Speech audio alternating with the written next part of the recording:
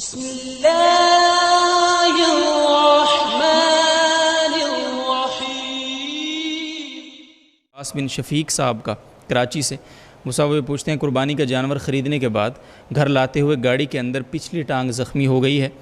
اب وہ صرف کھڑا ہونے کے قابل ہے، چل نہیں پا رہا، ایسے جانور کی قربانی کے متعلق کیا حکم ہے؟ اگر اس کی جگہ دوسرا جانور قربان کرنا ہو تو پہلے کو فروخت کر کے اس کی قیمت میں مزید رقم کا اضافہ کر کے دوسرا جانور خریدا جا سکتا ہے یا نہیں؟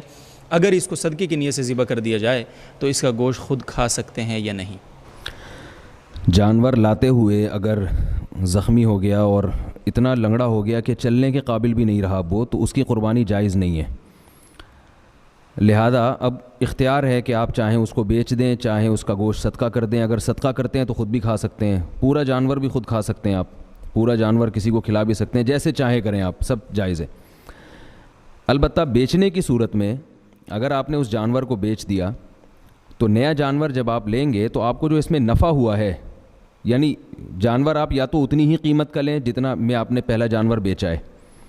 اور اگر آپ اس سے کم قیمت پہ نیا جانور لیتے ہیں تو اضافی جو آپ کو نفع ہوا ہے وہ نفع آپ کو صدقہ کرنا پڑے گا۔ یہ جو میں نے حکم بیان کیا یہ مالدار آدمی کا ہے، یعنی اس آدمی کا حکم ہے جس پر قربانی واجب تھی، اور ایک غریب آدمی ہے جس پر قربانی واجب نہیں تھی، وہ اگر جانور لا رہا ہے اور جانور کی ٹانگ ٹوٹ گئی اور اتنی جانور زخمی ہو گیا کہ اب چلنے کے قابل نہیں ہے، تو غریب آدمی اسی جانور کو بھی قربان کر سکتا ہے۔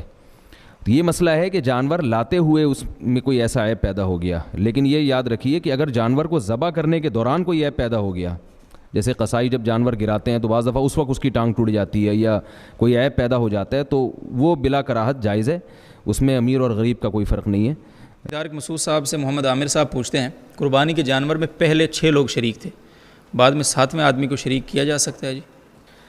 اگر صورتحال یہ تھی کہ جانور 6 آدمیوں نے مل کے خریدا قربانی کی نیت سے، خریدتے وقت ان کی نیت تھی قربانی کرنے کی، اب اس کے بعد 7ویں آدمی کو وہ شریک کر رہے ہیں تو ظاہر ہے ان کی بچت ہو رہی ہے،